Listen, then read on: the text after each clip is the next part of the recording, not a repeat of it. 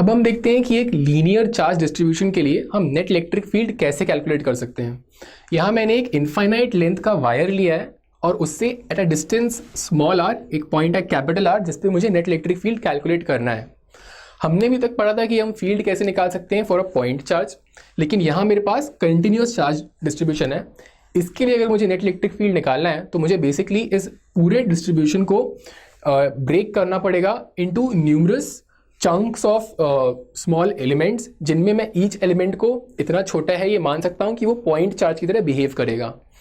तो यहाँ उसके लिए मैंने आर को इस लाइन से ज्वाइन करती हुई जो हॉरिजॉन्टल लाइन है इससे एट एन एंगल थीटा एक छोटा सा एलिमेंट लिया है लेंथ का, जिसको मैंने डीएल कहा है, L being the height from this line to this point element.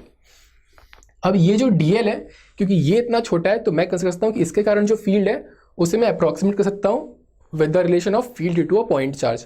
इसका जो फील्ड होगा वो अलॉन्ग दिस लाइन एक्ट करेगा, डीई कुछ इस डायरेक्शन में। इस फील्ड के यहाँ मैं देख सकता हूँ दो कंपोनेंट्स भी आएंगे, एक डीई एक्स होगा और एक डीई वाई होगा। तो मुझे नेट इलेक्ट्रिक फील्ड अगर कैलकुलेट करना है तो मुझे बेसिकली इन सारे एलिमेंट्स की जो डीई एक्स टर्म्स हैं उनको सम अप यानी इंटीग्रेट करना पड़ेगा और सारे डीई वाई टर्म्स को इंटीग्रेट भी करना पड़ेगा। That will give me the net electric field at this point R. लेकिन क्योंकि सिचुएशन हमारी यहाँ पे काफ़ी सिमेट्रिक है तो हम अपने कैलकुलेशंस को थोड़ा कम कर सकते हैं। यहाँ हम अगर एक इंपॉर्टेंट ऑब्जर्वेशन ये देखें कि इस एलिमेंट के कारण जो वाई डायरेक्शन में कंपोनेंट लग रहा है फील्ड का डीई वाई वो नीचे की तरफ है। इससे सिमेट्रिकली सिचुएटेड एक और एलिमेंट यहाँ होगा at an equal angle theta in the downward direction, और ये जो एलिमेंट है ये इस पॉइंट पे जो इलेक्ट्रिक फील्ड एक्सर्ट करेगा उसका वाई डायरेक्शन में जो फील्ड होगा वो वर्टिकली अबव होगा। तो ये दोनों जो एलिमेंट्स के फील्ड है डीई वाई वो एक दूसरे को कैंसिल आउट कर जाएंगे, लेकिन इसका जो एक्स डायरेक्शन में फील्ड रहेगा और इस एलिमेंट का एक्स डायरेक्शन में फील्ड है वो एड अप हो रहे हैं। सो बेसिकली जब हम इंटीग्रेट करेंगे तो हम यहाँ पे ये देख सकते हैं कि वाई डायरेक्शन के फील्ड्स तो कैंसिल हो जा रहे हैं लेकिन एक्स डायरेक्शन के फील्ड्स बच रहे हैं। तो बेसिकली मैं यहाँ पे एक बहुत सिंपल कैलकुलेशन यहाँ पे मेरी छोटी हो जाएगी अगर मैं ये मान लूँ कि मेरा जो net electric field E Y है वो जीरो हो जाएगा।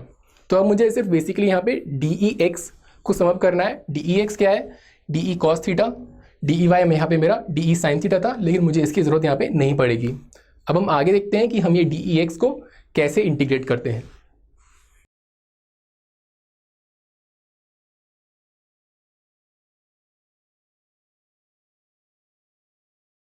तो क्योंकि मेरे फील्ड का y कंपोनेंट यहाँ पे जीरो है तो मुझे सिर्फ x कंपोनेंट को निकालना है, डी एक्स, इसके लिए एक एक्सप्रेशन निकालना है और उसे इंटीग्रेट करना है। डी एक्स के लिए मुझे पहले डी चाहिए। डी क्या है, this is now basically field due to a point charge. इस पॉइंट चार्ज पे कितना चार्ज होगा, इसकी लेंथ डीएल है, चार्ज डेंसिटी लैम्डा है, तो चार्ज हो गया जो कि इसको मैंने यहाँ डी क्यू लिखा है वो लैम्डा डीएल के बराबर होगा। So D Q by 4πε0 square of the distance. Distance क्या है यहाँ पे, ये आर एक कांस्टेंट है, ये थीटा एंगल है, इस ट्राइंगल से मैं देख सकता हूँ ये जो डिस्टेंस है this is equal to R sec theta. So यहाँ पे मुझे एक्सप्रेशन मिल गया डीई के लिए and DE X is nothing but DE cos theta. तो यहाँ पे कॉस थीटा और ऐड कर दिया तो ये डीई एक्स हो गया।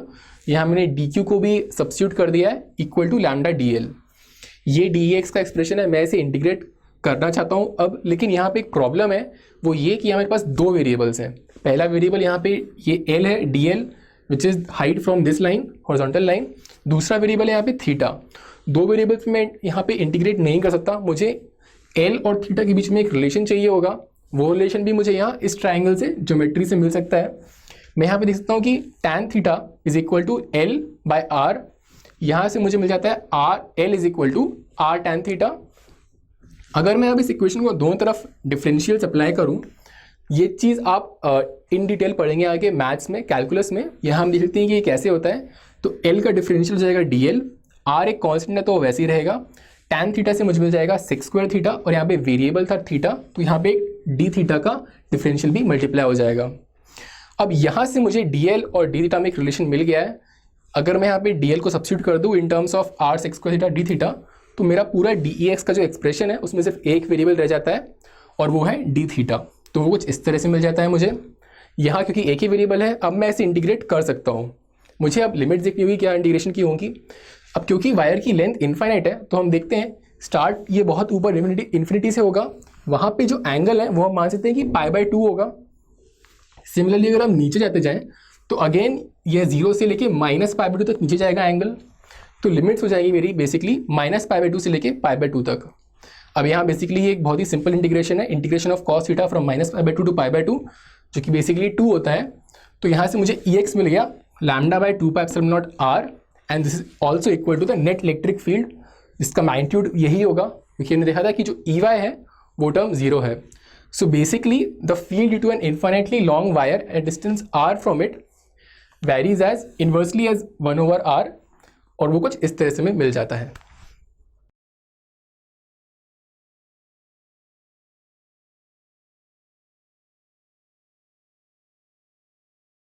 तो हमने देखा कि हम कैसे इलेक्ट्रिक फील्ड कैलकुलेट करते हैं for an infinite long wire. हमने वायर को अलग अलग छोटे छोटे सेगमेंट्स में ब्रेक किया, एंड देन हर सेगमेंट के कारण electric field at the point R evaluate किया, उसके एक्स एंड वाई कॉम्पोनेंट्स लिए, एंड देन उन एक्स एंड वाई कॉम्पोनेंट्स को इंटीग्रेट कर दिया over the entire length of the wire. अगर मुझे पोटेंशियल निकालना है तो मैं उसको भी कुछ इस तरह से कर सकता हूँ। वायर को अगेन मैं ब्रेक कर सकता हूँ छोटे छोटे सेगमेंट्स में, एलिमेंट्स में। हर एलिमेंट के कारण इस पॉइंट पे क्या पोटेंशियल एक्सर्ट कर रहा है वो कैलकुलेट कर सकता हूँ, एंड देन उसे सम यानी इंटीग्रेट कर सकता हूँ for the length of the wire.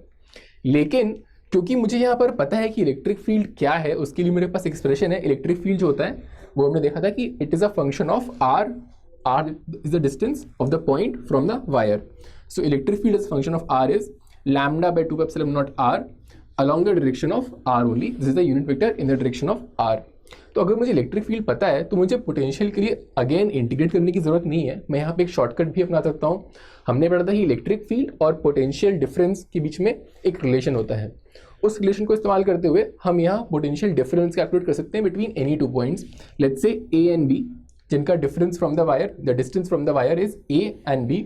तो अगर मुझे A टू B मूव करना है तो कितना पोटेंशियल डिफरेंस आएगा, उसके लिए हमने पढ़ा था जो रिलेशन होता है that is VB minus VA is equal to integral of minus E vector dot dr vector.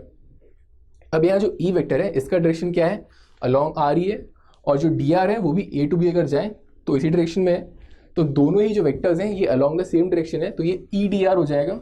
E का मैग्नीट्यूड क्या है λ/2πε0r, एंड dr यहाँ पे आ जाएगा। इसको मैं सिंपली इंटीग्रेट कर सकता हूँ between the points A and B, and I get 1/r, जिसका इंटीग्रल होता है ln natural logarithm, and this expression then basically gives me the potential difference between the points A and B. So this is basically VB minus VA. So this is another simpler method जिसके through हम potential निकाल सकते हैं अगर हमें किसी case में electric field पहले से ही पता हो।